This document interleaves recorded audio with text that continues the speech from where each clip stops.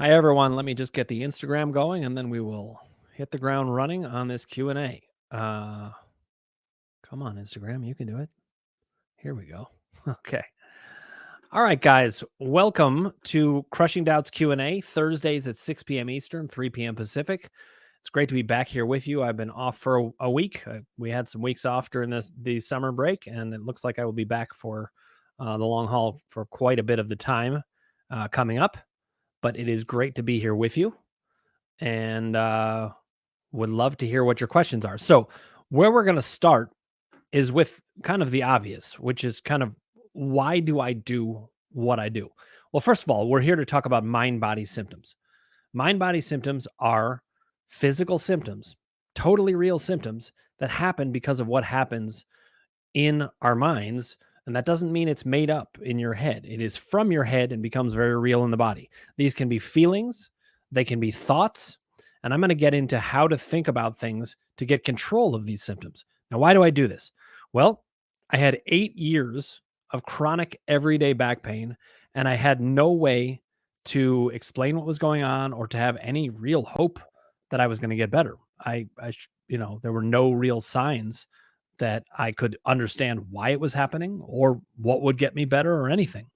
I went to medical doctors. I went to a chiropractor. I went to an acupuncture specialist. I went to virtually everywhere I could go to try to get answers, and I couldn't get any. Well, luckily, eventually someone pointed me in the direction of Dr. John Sarno.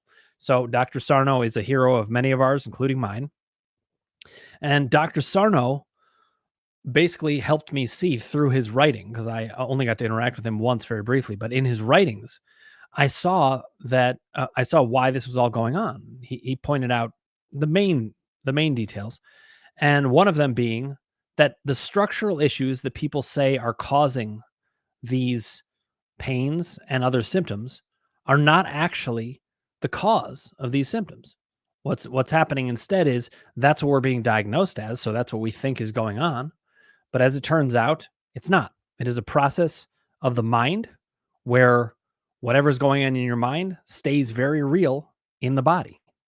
So the way we want to work on this then is to get control of what goes on in the mind. Otherwise, and this is why my show is called Crushing Doubt, if you don't resolve the doubt, you have the same thoughts over and over and over, and the same things happen throughout your body.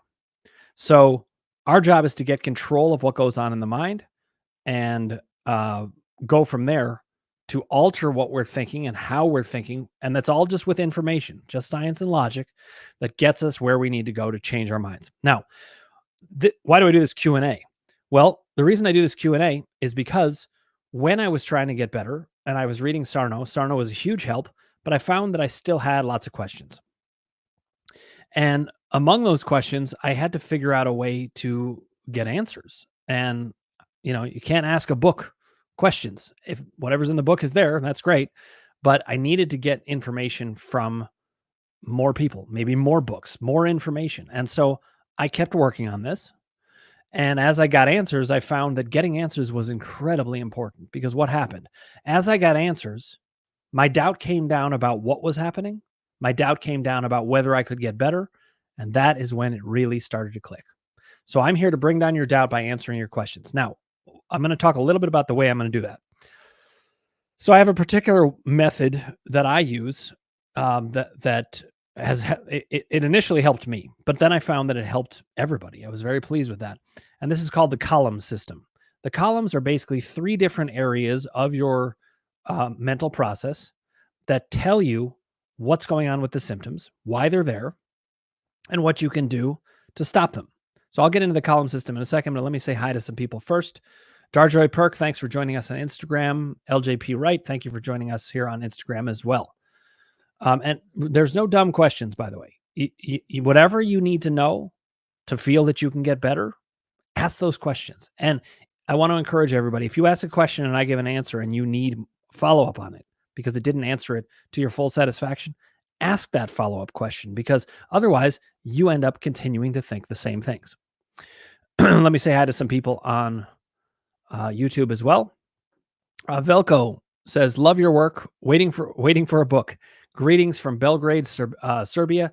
Thank you so much, Velko. The book, I'm very excited to say, is not only almost done, but it's going to be coming out in early September. So we're really there.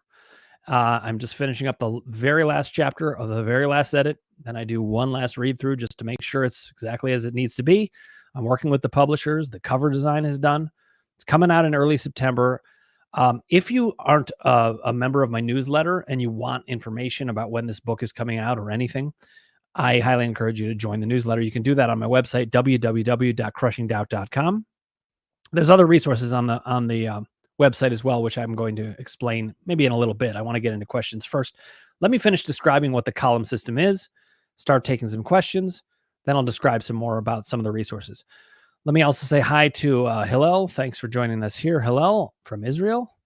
You're up late, but I'm glad you're here. I'm a night owl myself. Dorisa says, hi, Dan and everyone. Dorisa, good to have you here. This is Susan. Susan Sereno says, this is Susan. Hi, Dan and everyone. Good to see you, Susan. And Kasim says, hi, Dan. Good to see you here, Kasim. So one thing I do want to say, one thing I love about what we do here is we're building a community, and there's a community that's also building on that website. You can get a profile on the website where people are asking questions in between these Q&A sessions and in between the groups I run, which I'll tell about in a minute. And people are sharing their wins. We're starting to have discussions on the different columns. So let's talk about what these columns are. There are 3 columns that determine mind-body experience. I've checked very carefully to see, is there a 4th column? Is there anything else? I don't consider there to be that. These 3 columns cover everything I've ever needed and everything that I've seen other people need. They are the emotions, doubt, and power columns. Now, they're called the columns because when I first started working with other people, I would have people take a piece of paper and divide it into 3 columns just to show this experience so that they could see what was happening. The emotions column, though, as I studied it, these columns became clearer and clearer as I studied them myself. I came to realize that the emotions column is not just for any symptoms. It's for the onsets and upticks in symptoms. Right when the symptoms begin or when a symptom suddenly goes way up or way down, that's emotionally laden. So you got to look at the emotions there. The emotions column is all about how to figure out what are those emotions quickly so that you can neutralize any symptom that comes on. What about the symptoms that linger, though? That's the doubt column. The doubt column means that your thinking is keeping you in the same place. We've got to change the thinking. How do we do that? With science and logic, and primarily with questions and answers. So that's what we're here to do. Always to bring down doubt. When that happens, your thinking changes. If your thinking doesn't change, the signals that the brain is sending to the body remain the same, and whatever's going on in that body stays the same. So when we change that thinking, that's why we can change symptoms that seem like they don't budge. Now, this is a really important distinction because in the mind-body world, a lot of people will say, just look at your emotions. I call that beating your head against the emotional brick wall. You need to shift gears if it's not getting you anywhere to think emotionally and start to think about what you're thinking. Why do you think you're not getting better? What are you worried about? Start looking at that. That's what the doubt column is for. The power column is for something different. That's for when symptoms plateau. When you've gotten better, you're getting a lot better, but you kind of just get stuck at a certain point. And the power column is about your relationship with you. So the emotions column is about your feelings, doubt column is about your thinking, and the power column is about your relationship with you. Sometimes we need to make adjustments by understanding ourselves better on a deeper level. Now, the emotions column is a way to understand yourself. Your thinking in the doubt column is another way to understand yourself. But the power column is about understanding yourself at your core, the real center of who you are. And when we can resolve any conflicts there, we move past plateaus. I'm going to say one last thing about the columns, then we'll get into questions. The other thing about the columns to note is that each of these columns comes from different symptom functions. The emotions column comes from the symptom function of distraction. Sarno laid this out very nicely. He was completely right. Those symptoms that are related to the onsets and upticks, they come in when we don't want to know about an unconscious emotion. So a symptom comes in, and what's more distracting than a really painful or not good feeling symptom? And it distracts. If we can discover what the feeling is, the distraction is no longer needed, the function's taken away, and the emotions column has done its work. In the doubt column, the function is protection. Part of your mind thinks you're in danger when you're having doubts, and it's just going to try to keep you from doing anything that might be bad. It's kind of like a helicopter parent gone completely awry. And we need to teach it. We don't need this protection. Stop. Stop that thinking. And let's start to have more hopeful thinking that can change our physiology. When you conquer a doubt, you take away the need for the protection. The symptoms function is no longer needed, and those symptoms go away. That's when you start to see shifts in symptoms that weren't shifting at all. In the power column, the function of symptoms is communication. It is trying to tell you about what is going on in your center with you so that you can learn about you and get the message, because these symptoms are saying, wait, you can't get fully better yet. You need to know about this. Once the communication is received, the function is over. That symptom's not needed. That's why the columns work. They take away the symptom functions and they help us distinguish what's going on at each point. Okay, Lynn Slavensky says, hi, Dan and everyone. Good to see you here, Lynn. And now we're going to get to some questions. Okay. Rhiannon, good to see you here. I believe that's Rhiannon. Okay. She says, hi, Dan. Nice to see you. You described the 4 types of doubt as doubt, fear, uncertainty, and questions. So actually, I got to actually tweak that. What is the difference between doubt and fear? Thanks. Okay, Rhiannon. So one of the reasons you have this question is actually the 4 types of doubt are fear, confusion, uncertainty, and questions. So doubt isn't one of the 4 types of doubts. It is, actually the top level description of what's going on. They're all doubts. Fear is the highest level of doubt. And what I mean by that is that it is the one that really locks the symptoms in place most of all, because if we're afraid, how are we going to get past things? The next level is actually confusion. That means we're not so afraid anymore, but we're really lost. Don't have a sense of what's going on. Uncertainty is we're not so afraid. We're not even that confused, but we're still not certain we know what's happening. That's like the confusion's not there, but the certainty isn't there either. And then lastly is questions. We always want to work towards questions because questions are the gold standard of doubt, as I call it. Why do I say that? Because questions are the form of doubt that's the easiest to work with, and that's the one that is most going to get us progress. Questions are, we're not so afraid, we're not totally confused, we're even pretty certain about things, but we still have some questions lingering before we can be completely certain. And so those are the 4 types of doubt. Rhiannon, I hope that helps make a distinguishment in terms of what you were wondering about. I understand why you would have been confused if you thought doubt was one of the 4 types of doubt. That's incredibly confusing, so I'm glad we cleared that up. But it's fear, confusion, uncertainty, and questions. Now let's follow up. Maybe you had further questions about it anyway, and I want you to do that because, as I said, if you've still got a question, it does not matter what I think. It matters what you think, because whatever you think is going to determine what happens in your mind, and that's going to determine what happens in your body. Okay. Nana Kalanuku. Sorry, I'm not the best at pronunciation sometimes, but welcome. She says, hi from Cyprus. Really good to see you. And I know we've been talking a little bit off. I guess it's online. It's all online. Most things are online these days. But please do let me know if you have any questions, Nana, and also let me know if I'm mispronouncing your name. I hate when I do that. Wouldn't want to do that. So let me know. Thanks for joining us here, though. All right. Next question. Hillel. Quick question. Can you explain a bit more about the idea that, quote, if the body can do it, the brain can use it? How can we tell the difference between real symptoms and mind-body symptoms? Okay. One thing I want to say, by the way, is the questions you guys ask are just fantastic. They each and every one of them highlights something I need to convey to you guys. So I really appreciate you guys asking these questions, and I hope I'm answering them to your satisfaction. Please do let me know.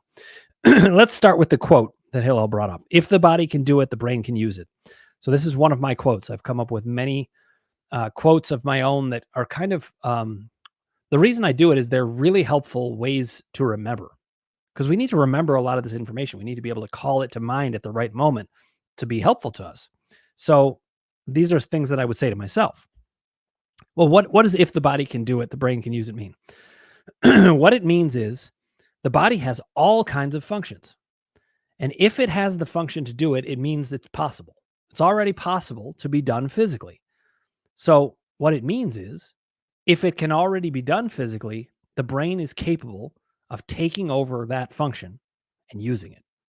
If the symptom is already possible, the brain can use it, and it can use it for anything. So that means head to toe, Any symptom, anything you can do, the brain can make that into a symptom. You are capable of blinking. A mind body symptom could make you blink all the time, or it could make you have trouble blinking in certain ways. I've never actually heard that one particularly, but it could make your blink feel slow, or it could make your eyes itch, or your nose has all kind of functions. So it has the function actually to bleed or to have snot run down. If those things are possible, the brain can use it. It can get stuffed up. Your ear can get clogged, or you can have a ringing sound. These are already possible. So that means the mind can use it. Now, on to Hillel's second question. How can we tell the difference between real symptoms and mind-body symptoms? Okay, first I want to make one distinction. Mind-body, and I don't mean this as anything bad towards you, Hillel, but it's just a way to clarify something. We need to remember mind-body symptoms are real, but I understand what you're asking. You're asking the question, what are purely physical symptoms? But I just like to make that distinction, though, so that we don't start labeling our mind-body symptoms as not real, because that's part of the problem in the first place. I know you didn't mean that, Hillel, but I'm just highlighting something. So when we start to distinguish between purely physical symptoms, meaning there is not a mind-body relationship between it, it's simply happening for physical reasons, and what's happening for mind-body reasons. Well, there's a couple ways we can distinguish between that. First of all, purely physical symptoms happen for purely physical reasons. So if you were exposed to COVID, let's say, and then you tested positive for COVID, you have an actual virus. Now, here's the tricky part. A lot of those symptoms could still be mind-body, even in the context of real symptoms. But, well, I don't want to fall into the trap myself. I just did it, hello. Purely physical symptoms, not real. They're all real. But some of it could be purely physical. Some of it could be mind-body. And I think that's what you're saying. How do we distinguish between the two? Well, one way we can distinguish between the two is expected patterns. If you run into a brick wall and then you bruise where you hit and then you just heal normally, that sounds pretty purely physical to me. But if you run into a brick wall and then you start, having pains in areas that you didn't even hit, well, that's starting to show as a more mind-body symptom. So the first tell is that mind-body symptoms, they don't follow the logical pathways. Now, I want to be careful about saying that. I shouldn't say they don't. Sometimes they don't. Sometimes they do, though, because they know they're smart. They know where your mind's going to go. They may mimic those same pathways. So here's the second way that you can distinguish between mind-body symptoms. The first way is does it follow expected patterns? And is it related to something very clearly, a very clear physical event? That's the first way. The second way is, do they respond to mind-body treatment? If they respond to mind-body treatment at all, they're not purely physical. You break a bone and you start, trying to change your mind about doubt and that you're actually totally fine, it's not going to change it. Your bone is going to be broken. So some of it is the treatment itself. You start engaging in the treatment and you see, is this a mind-body symptom or not, based on how it functions. Now I'm going to say a third thing about distinguishing between the two. There are actually very few pure physical symptoms that don't heal very quickly. So another way that we can distinguish between the two is if you've had symptoms for a long time, especially longer than expected, they're mind-body symptoms for sure. Almost every single symptom people have are mind-body symptoms. So those are three ways to distinguish between mind-body symptoms and kind of purely physical symptoms. Now, Hillel, I see you have a follow-up. Rhiannon said, thanks for confirming, Dan. My pleasure, Rhiannon. But do let me know if there's other questions about that. Hillel then said, what about things like fever, inflammation, or illness? How can we be certain about these conditions? Okay, so this is actually another area where, and I understand why you'd have these questions, makes a lot of sense. There are things that happen in our bodies that they become, I would say, purely physical symptoms in that they need to be treated in a kind of medical sort of way, but they started as mind-body. And usually they start as mind-body. Most fevers, I shouldn't say most fevers, I don't know what percentage, but a huge percentage of fevers are actually spiked by mind-body experience. Listen, if you get stressed out, your immune system goes down. So I guess it's not necessarily directly causal, but the mind-body experience can bring down the immune system and open us up to fevers, illnesses, and all kinds of things. When I did get COVID, the one time I got it pretty bad in a way, but it was because I had a very big emotional event right that day. It was something with relation to my father or stepfather, depending on how you're thinking about my relationship with him. And it was a scary event that ended up being okay. But at the time, I was super freaked out, and I was just coming down with COVID, and I think that lowered my immune system so much, and then it all came crashing in.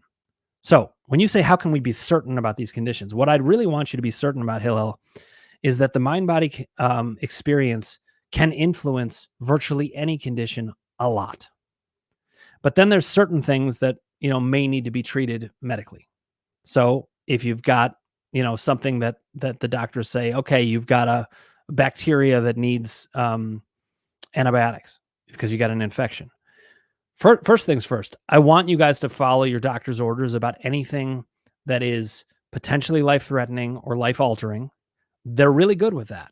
What they're not as good at are the things that just aren't going away that they can't understand. So if you were having repeated fevers or repeated illnesses, that's another sign. This is mind body. So Hillel, you asked great questions, and I hope I gave at least some good answers that point in the right direction. But the bottom line is this: there are a number of factors that suggest mind body issues versus don't. I've listed some of the key ones, but I want you to keep codifying that. All of you guys, keep thinking through, what are the signs?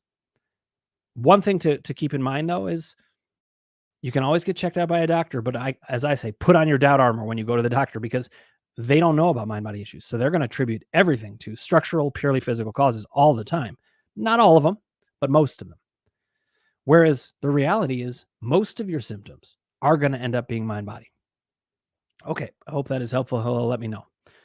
Okay, Nana says, I believe I have TMS pain. So TMS is tension myositis syndrome. That's what Sarno called mind body issues, originally about back pain. Then he came to see it was about the full body. So I believe I have TMS pain, but not really believe I can reprogram my brain.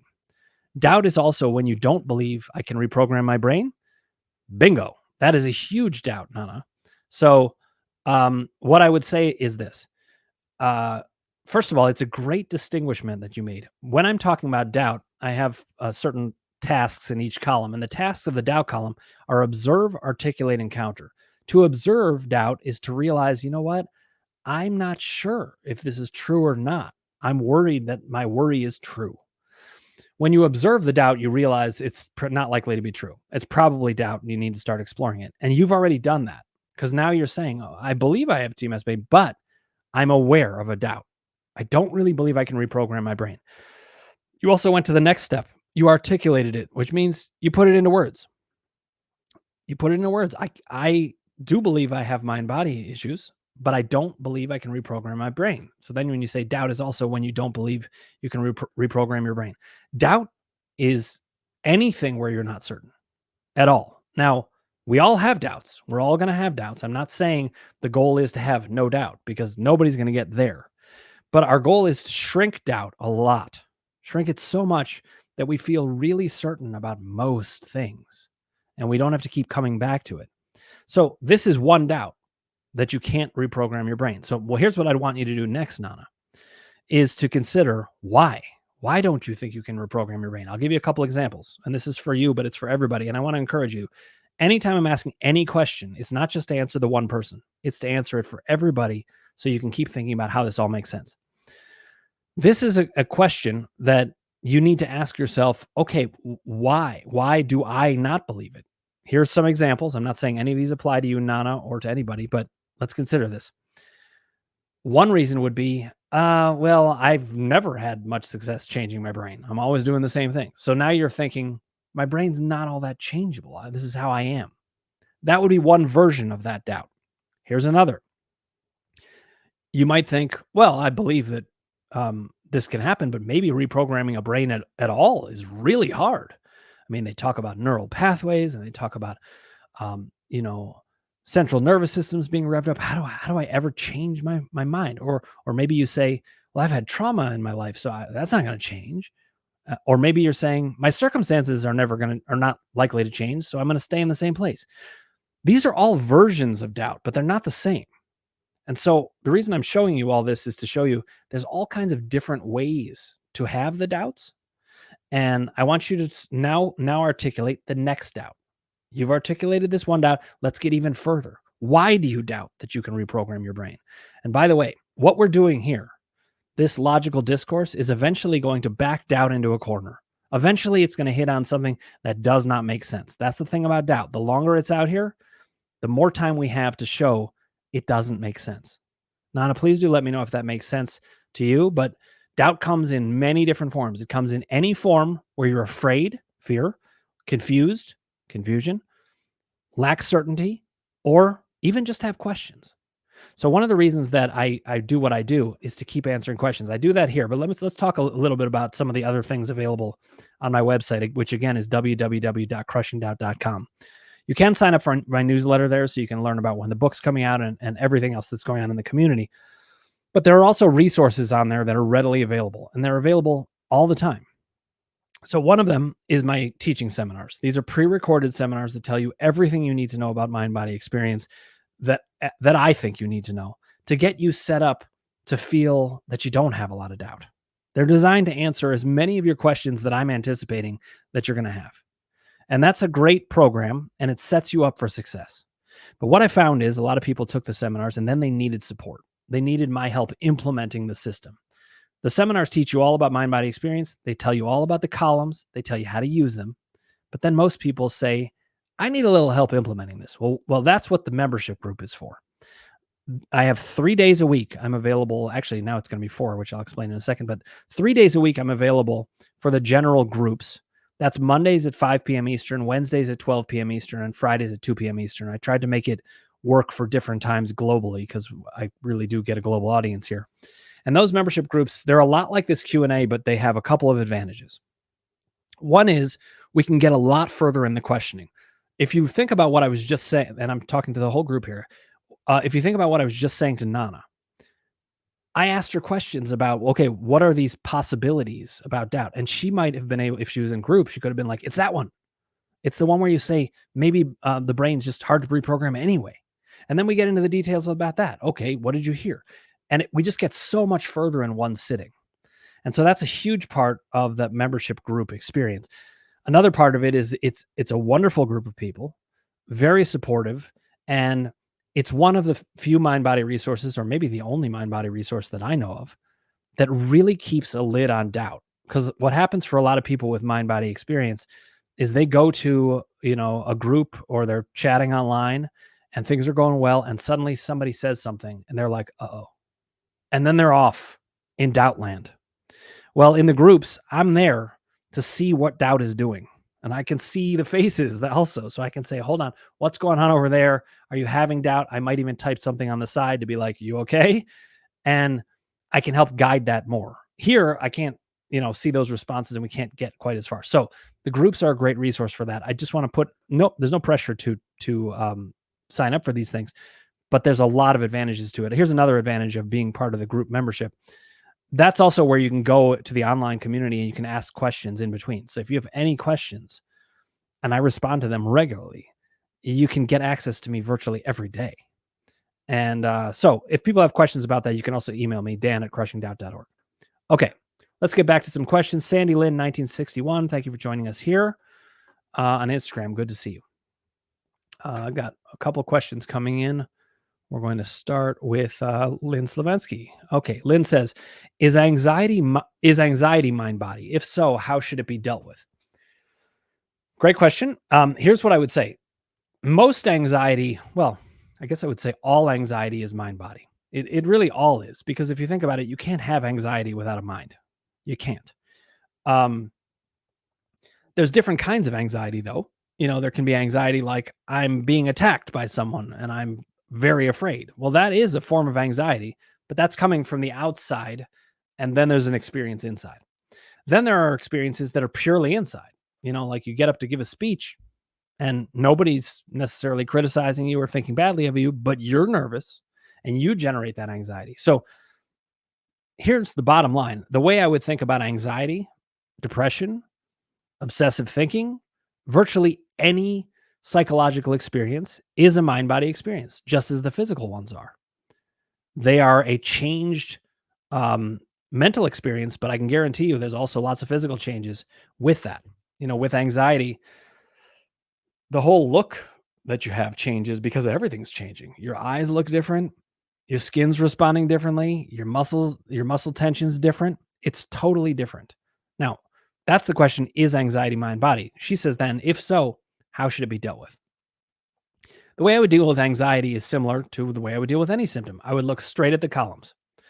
Every time I have a symptom or anybody has a symptom, the first thing I ask is, where does this fit in the columns? So I would ask, did your anxiety just start?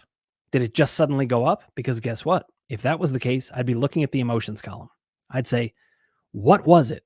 What emotion led to that spike in anxiety? But if you said to me, oh, I've had anxiety for about 25 years and it basically never budges. It can go up and down a little, but it's pretty much always there. Well, then I'd be looking at doubt, because that is a symptom that's not budging. That tells us about what that symptom is. And then I'd start to try to find out about your thinking, what's going on in your thinking, and to adjust that. And a lot of that comes from science and logic, but there's also the logic of you. And ultimately, that's what therapy work is to look at the logic of you, to understand, what does your history say about what would happen to you? Through that understanding, anxiety goes down. Anxiety is a sign of not knowing something or feeling like we don't understand something. So in the doubt column, I'd want information. In the emotions column, I'd want information, but I'd want it about your emotions. In the doubt column, I want information about my thinking. In the power column, that's where I'd look for symptoms. Let's say you have kind of low-level anxiety, but it's always hanging around. Or let's say you got your anxiety way down because your doubt's down, and then it's hovering, that symptom plateau. That's a sign of the power column. So then I'd look at, okay, well, what's happening in my relationship with me? What happens in my relationship with me that makes me anxious? And this is just an example, Lynn, but maybe I discover, you know what? I'm always giving away my power, and that makes me really anxious. So the columns will help you understand exactly what's happening. They're an investigation system. So you say, if so, how should it be dealt with?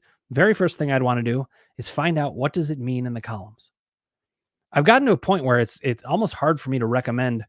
The two therapies I recommend, one is columns related therapy, because I've trained people in this work, and it can identify so much of what's going on with symptoms and what needs to happen. And the other is it's something called EMDR, or brain spotting, that is a trauma-based therapy.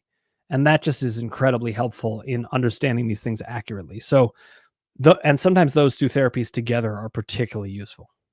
So Lynn, let me know if that answered the question enough about how it should be dealt with. I do know, as many of you on here will be, you're a goodist. So your first answer is going to be, that was a great answer. But I want you to push through and see, is there something more you need? Okay. But bottom line, anxiety usually, it is mind body, but it can usually be treated so well with mind body that you really can make it go away. It just is about understanding it. We've had a big misunderstanding in psychology in general and in the world about what these symptoms are. We label them disorders and problems, and we link them to things about our past, and that makes us think we're stuck with them. They're symptoms. No symptom has to last. And mind-body work is especially helpful for that. Lynn, please do let me know if that makes sense to you. Okay, Mather XC, thank you for joining us here. Rita, good to see you here as well. All right, let me see. We've got a couple more questions coming in from Instagram and also from YouTube, but let's get to Darjoy Perk on Instagram. Okay, retired for 30 days, but want to stay home. Symptoms are making it even more attractive to stay home. When I go out, I'm fine for a short period, and then symptoms kick in. Friends keep asking to get together, and I say yes, but then the symptoms rise just thinking about getting together in the future. Is this power column or doubt? I get embarrassed by my symptoms when I'm with people, which is why I don't want to see anyone. When I worked, I had to, but retired, I don't have to subject myself to embarrassment. Okay, I certainly understand where you're coming from. So here's the thing, Darlene. The first and foremost, this is doubt column related. There are elements that are going to relate to the other columns. What you're going to find is that these columns all describe parts of what it's like to be a human being. But if doubt is there, if doubt is present, it must be dealt with first. And you've got a lot of doubt here. Here's a good example. You say, When I go out, I'm fine for a short period, but then symptoms kick in. What that means is, and I don't mean this critically, I mean it sportively, but your doubt is expecting you to be fine for a short period and then symptoms are going to kick in. So the first thing we would need to do is challenge that and say, no, that's a doubt. I can be fine for longer, but I need to work at it. I need to push back against doubt. So I would say to myself, it's just doubt. I can probably do this. Now, once you've done that, then I'd move over to the emotions column and I'd say, okay, well, when they do go up, it's not because I'm doomed to this. It's because something's happening right now. The columns are about moment to moment experience. Even the doubt column, where it's persistent all the time, it's just the same moment over and over. So we got to look at the moments. And if you can look at the moment and discover, wait, I was actually fine until my friend asked me how I was. And I realized I don't want to talk about me. It's hard. And then we've got an adjustment to make. Where do adjustments get made emotionally speaking? In the power column. So the answer to your question actually is this is all three columns, as is anything. We are all three columns all the time. The key is to understand how it's working and how they interface together, how to understand them in each moment, and then what to do about it. So, Darlene, hopefully what I just said can help you, but to sum it up again, since you're still getting to know this system, first I would challenge the doubt. Then I'd move over to emotions and try to figure out what's happening. And then I'd go to the power column to understand what do I need to do to make an adjustment here with myself. And that's the general flow of the columns. You knock out doubt, you understand the emotions, and then you go over to the power column to make adjustments with you. So doubt gets you aware of the thinking and you challenge it and break out of problems. Emotions gets you to emotional awareness so you understand what's happening. And the power column helps you figure out what to do about it. Okay, please do let me know if that makes sense to you. And if you need more help with that, of course, we'll keep building on this. This is all a conversation. Patty Girl 75 and Karen Denise 52. Thanks for joining us here on Instagram. All right. Susan says, hi, Dan. If symptoms are really bad while sleeping, what can you do to calm them down in the night? For me, that's the time it's more scary and confusing. Okay, so the first thing to do, as always, first thing, bring down doubt. So you need to say to yourself, okay, hold on. I'm not doomed to this. There's a way that I can figure this out. And what is the way you can figure it out, Susan? The emotions column. Okay? The emotions column is the thing that is active. If you're having symptoms in the night, especially when you were asleep, it is the emotions column. Your thinking's not so online during that time, but your emotions are. And even your power column is not as on, but your emotions column is right there. We are just a ball of unconscious emotion when we're sleeping. So you want to look at, well, what's happening? And hopefully that right there, what I just said, can help you with the doubt. You said it's scary and confusing. Scary is fear. Confusing is confusion. They are both doubts. They're getting you to think, uh-oh, I can't get out of this. I don't know what to do. If we helped you get a really strong emotions column set up, you would know what to do. You'd say, okay, which of my themes is it? Which got activated? What happened during the day? What was I maybe dreaming about? What am I thinking about now? These are all clues to what's happening to you emotionally. And if you can get that, then you can actually bring the symptoms down. And you said, what can I do to calm them down at night? That's what you can do. Meanwhile, there's one other thing you can do, which is before you go to sleep, you can think about what happened during the day. You can start to think about what were the potentially upsetting things. And potentially is the key word here, because a lot of times, in emotions column symptoms, they're unconscious. So you can't say what upset me because you're probably not going to know, but you could say logically what might have upset me. So if I was going to lunch with my dad, let's say, and he was called away to a meeting and I felt totally fine about it, but then I had a symptom, I can pretty much logically say, now, wait a minute, I might have been bothered by that. So let me look at it. So look at the possibilities before you go to bed. And then when you wake up in the night, fight doubt. It doesn't have to be scary and confusing. You can get the hang of this. The emotions column is the key. Susan, do let me know if that answers your question, okay? Patty Girl 75 says, happy to be back. Really glad to have you here, Patty. Do let me know if you have questions. Okay, Kasim said, you helped me contact my OCD nose-touching trigger to not being able to mirror my birth mother. I have sat with this and grieved it. The trigger comes and goes, but at times it is too much. Any ideas? Okay, so Kasim, if we were in group, I would immediately ask you a question as follow-up. And so I'm going to do that, and then you can write here as follow-up. I want to know when you say it's too much. At times it's too much. I actually want to know what that means. I don't mean that you're not being clear, but just that there's specifics. So, is it that the symptoms become too much, the emotions become too much, what you're saying to yourself becomes too much? What is it? So when any ideas, I can give you ideas, but the first idea I have is let's pinpoint what's too much. Anything in my system, if there's not quite enough information, I'm going to ask for more. Let's get more. And by finding out those specifics, we can get more. So, Kasim, come back to me. All right. Give me a sense of what is too much, and then we'll answer that. But I do have plenty of ideas. Um, the first thing that comes to mind, I'll just give you at least this. This is actually doubt. Doubt is making you say, it's too much. I can't handle it. That's doubt right there. So first step, fight doubt. Next step, go over to emotions. Find out what is the too much part. What's the specifics of it? Then we can adjust in power. That's the way it goes with everybody. Okay, Kasim, let me know more about the specifics and if that makes sense. Okay, Darjoy Perk says, thank you. Yes, it does make sense. I need to ask myself questions in all three columns. That's really the job here. The columns are very helpful with that. They lay out exactly what's going on from three different angles that all explain it together. And that's one of the reasons they're so helpful. Okay. Layla, good to see you here. Hi, Dan. I totally accept and believe that the body obeys the mind. I get stuck on the fact that most of the beliefs may be held unconsciously. How do you get to the unconscious thoughts and beliefs? Okay. So great question. Here's what I would say to that, Layla. This will be the starting response, and then you follow up as needed. The unconscious, the way it's been labeled and the way it's been described in psychology really makes it sound like it's really hard to understand. But here's the thing, it isn't. And for multiple reasons.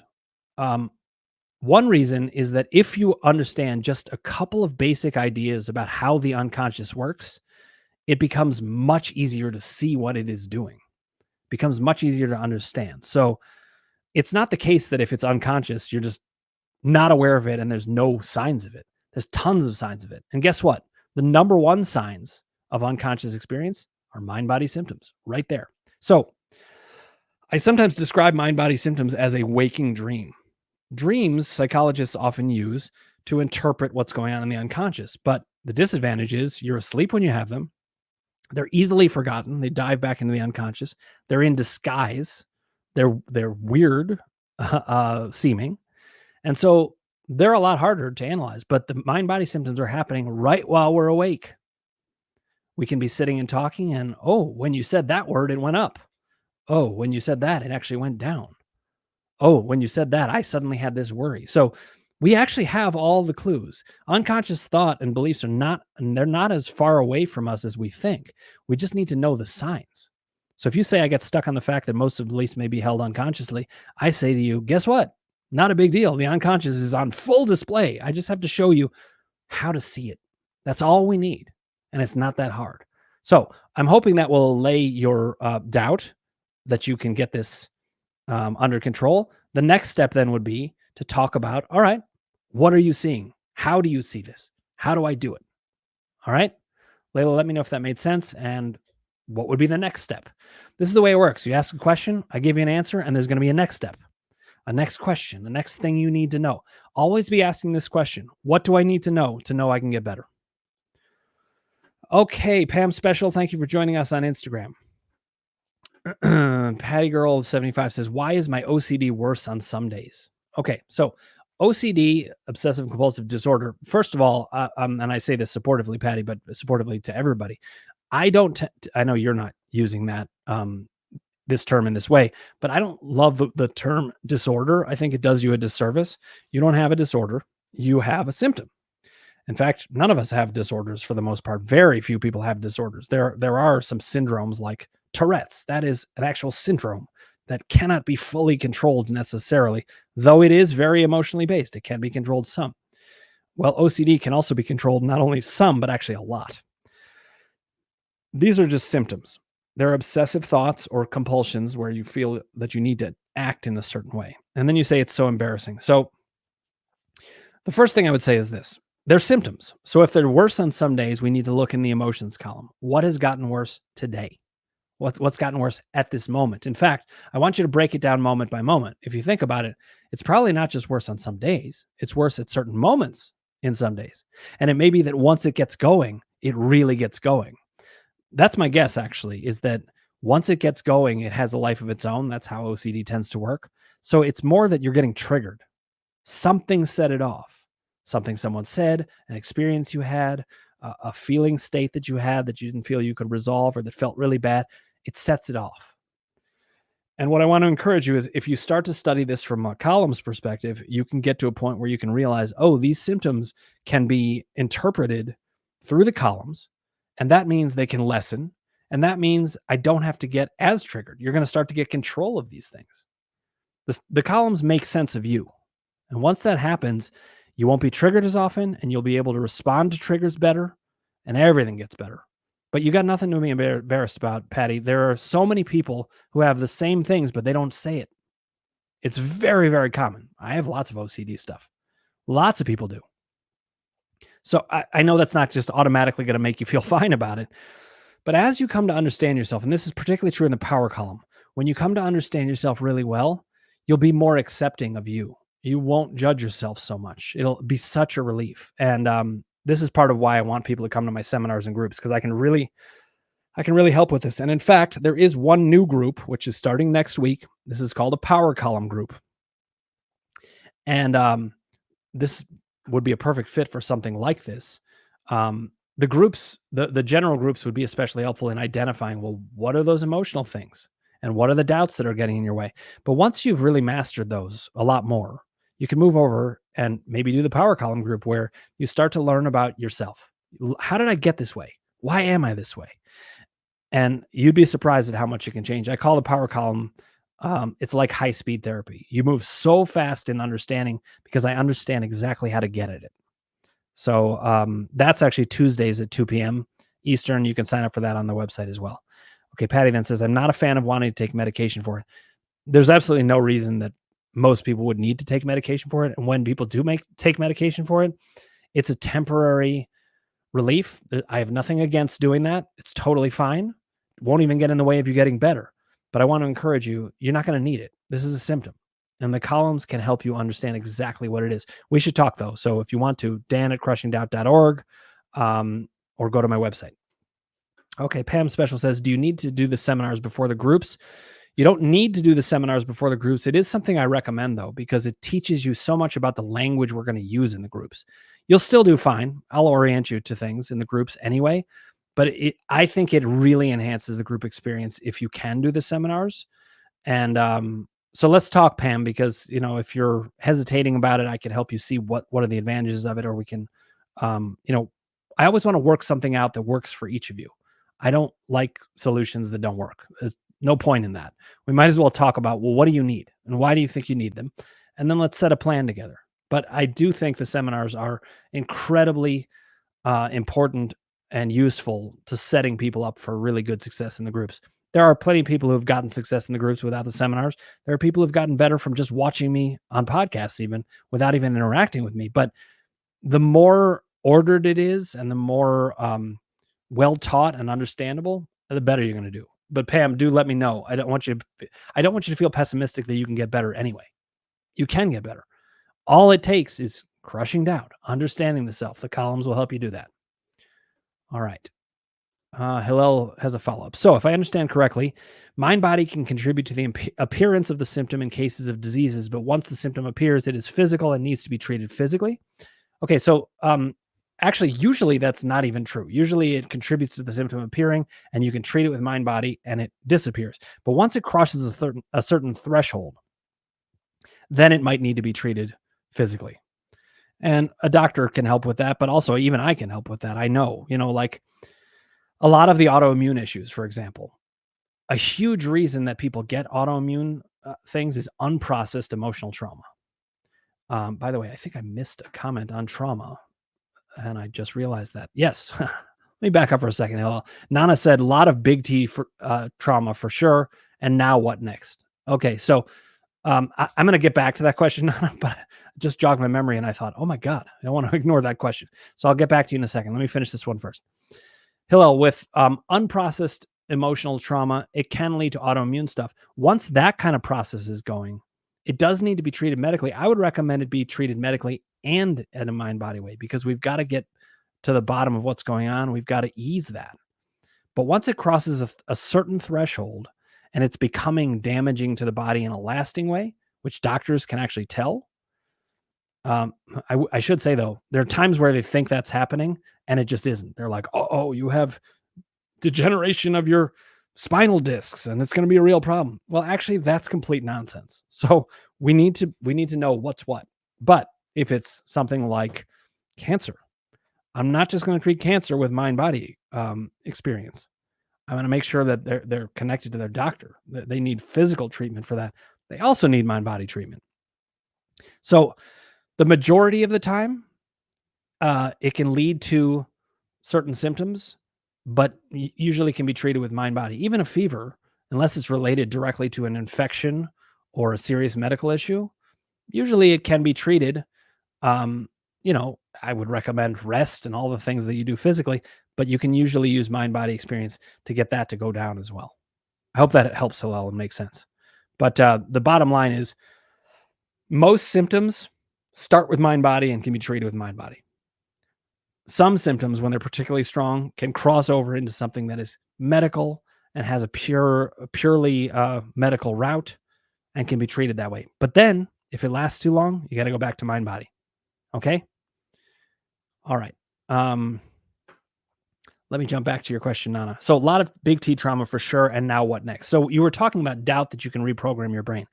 So if I'm understanding you correctly, I think what you're saying, I don't know, I want follow-up with this, but you may be saying, well, I have had a lot of trauma. How am I going to reprogram my brain? So what next? Here's what I recommend from a columns perspective. The power column helps you look at that trauma experience and reorganize it and really change how you're going to relate to that experience. You would be surprised. And I want you to give this a try. I want you to, let's see if we could maybe talk. Send me an email, dan@crushingdoubt.org. I think we actually have emailed some, but let's keep doing it. And what I want to do is give you all hope. No one is stuck with anything. You would be surprised. I mean, the person you see now talking to you, very different than I was 10 years ago. And a lot different, even more different than I was 20 years ago. I used to be afraid of public speaking. I used to feel like I didn't quite know myself. All kinds of things went on. I had a lot of good qualities, but I'm very different now.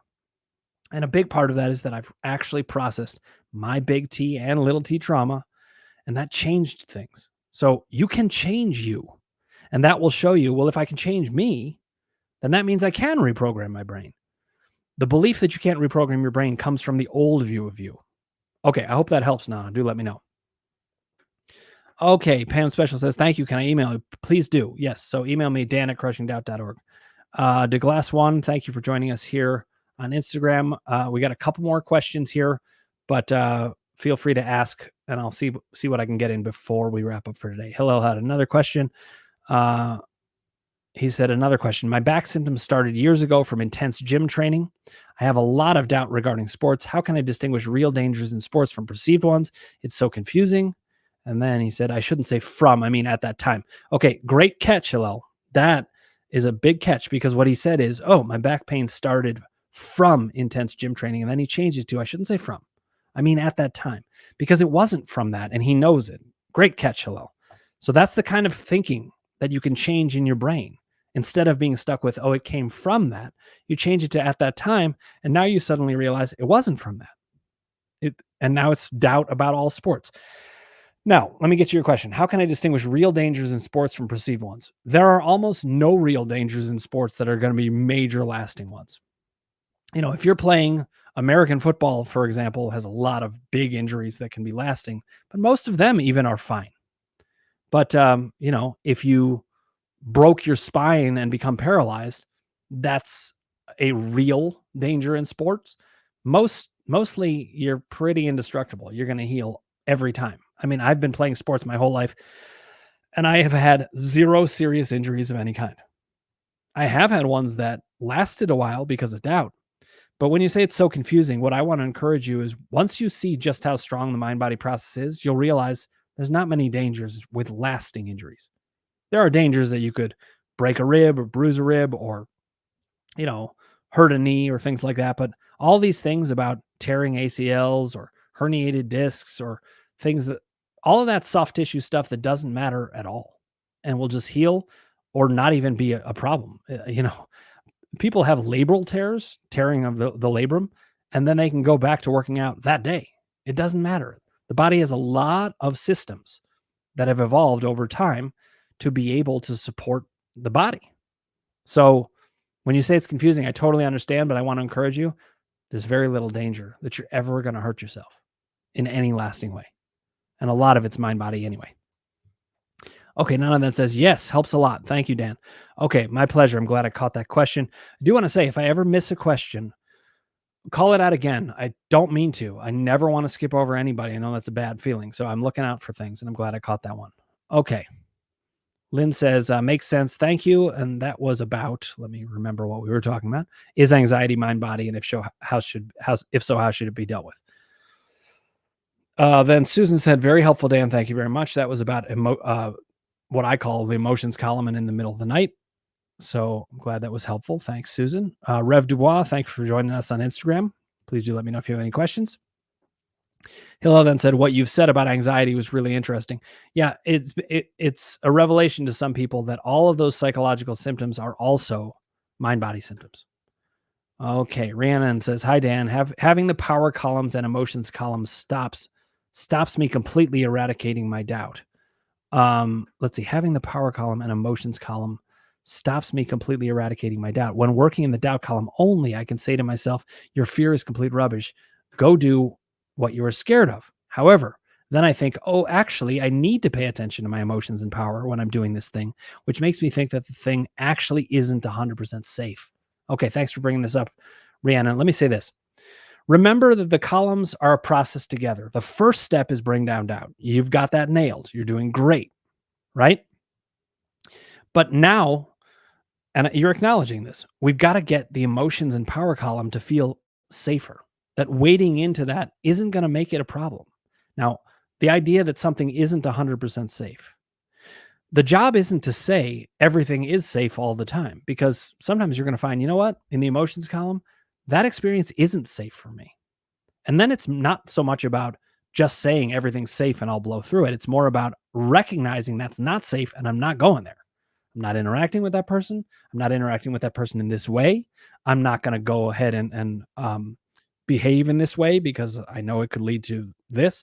So it's okay to have some of it not be safe. It's more about knowing what is safe and what isn't and how you're going to deal with it. Whereas in the doubt column, you've got it right. It's all garbage. It's all or nothing. You don't need to pay attention to it. You can throw it out. You're just looking for the next step to find more balance in understanding how can I use my emotions and power column without it making me feel either unsafe or well, first you're thinking I'm supposed to feel safe all the time. You're not. In the emotions and power column, you're not always going to feel safe. It's more about doing the safe thing in response to not feeling safe. That's where it's different from doubt. In doubt, it's complete nonsense. You are safe.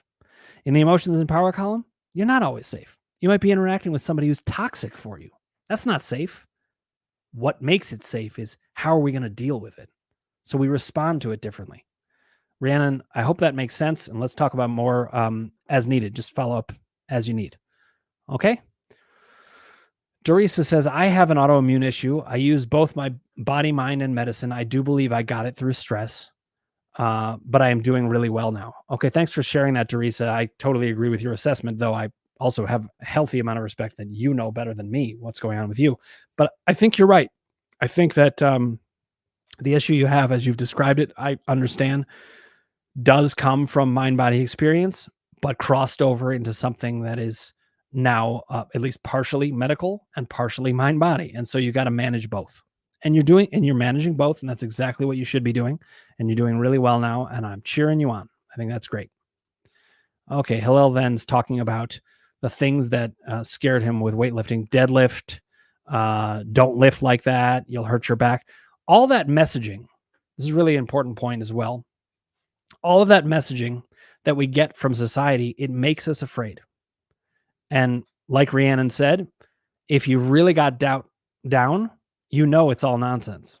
You know there's not much you need to worry about. When it comes to emotional life and power column work, that's where there might be things that are dangerous, but we can adjust to, well, how are we going to deal with it so that we can be safe even when it was initially not safe? Okay, then Rhiannon said, thanks, Dan. I need to work on this as my doubt skyrockets as soon as I start to look in emotions power columns. Okay, I'll help you with that, Rhiannon, but you're right. You'll feel much safer when that is mastered. This is just a plug for everybody here. We all have 3 columns, and those 3 columns are active all the time. They describe human experience. It's one of the things I'm really pleased about the columns. They describe human experience, and they describe what to do about that experience. And it's another thing that I love about my book, which I'm excited about. That's going to be coming out in early September. Again, if you want to find out more about when that book's coming out or anything else about, the things I talk about on a weekly basis, I have a newsletter, and you can get that on www.crushingdoubt.com. .org it works as well, but .com is the main one now. So we need to work on all of these things. Everybody's bringing down doubt, but Rhiannon, in this case, you're noticing, here's where my doubt can get in. It gets in with emotions and power. Well, if we made those feel safer and you understood what to do, your doubt will come down there too, and then you're even better off. All right. We'll finish up on this. And then Hillel says, but there is a thinking of what if. And then, by the way, what if are some of doubt's favorite words. What if and but. And then, can I really trust myself on these issues? The last thing I want is breaking my back. Smiley face. Okay, so trusting yourself. Yes. Ultimately, this is a huge part of the experience of getting better in the columns is learning what's what. Part of the reason why answering questions is so important, because then you can really feel like, I do understand it. I can actually trust me. And you're getting there, Hillel. We just got to keep working at it. You've made huge progress in the times that we've talked so far, and we'll keep it up. And that's what we're going to do for everybody. Okay, guys.